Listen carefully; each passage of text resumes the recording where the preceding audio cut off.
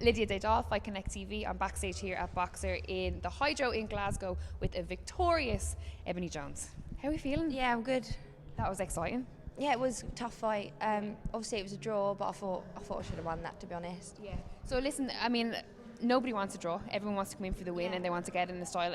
Early on in this career, there's a lot to learn. You know, you're still learning in the professional ranks. What will you take away from this now tonight? Obviously, it's just good to get the rounds in, really. On my second fight, I don't really know what to say to take away from it, to be honest. It's just good to get the rounds in against, obviously, she's a lot older than me, ranked 27 in the world, so just a good tough fight, I think. Absolutely. Is this what you want? Do you want to, you know, take hard fights or fights that will challenge you at least? Yeah, well, fights that are going to get me to the top, if they're going to be challenging or whatever, then, but yeah, I don't want to just have like all my fights against idiots really at the start. They're going to be easy wins. Obviously, I still want to take things from it.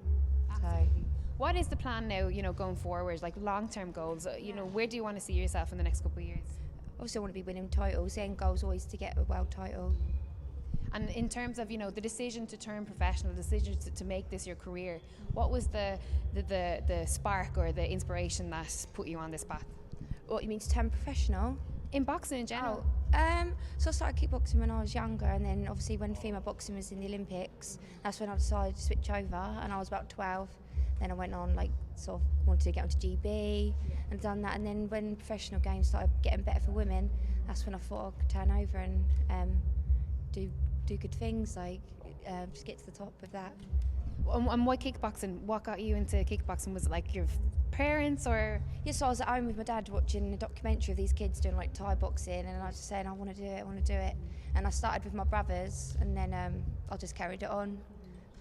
Was there any, you know, at that time, was there any goals, like, you know, were you too young to look at promotions or, you know, look at other kickboxing? Like, obviously, Glory Kickboxing is such a huge promotion and a lot of success stories off Glory as well. Well, I didn't really do too long kickboxing, probably like from the age of 10 to about 12, 13, and I was just always using my hands more kickboxing, and I'd always watch Mike Tyson when I was young.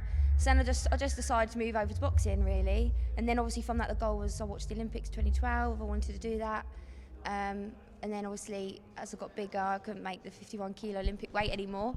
So took a bit of time out from boxing and come back when obviously the professional game for the women was getting good.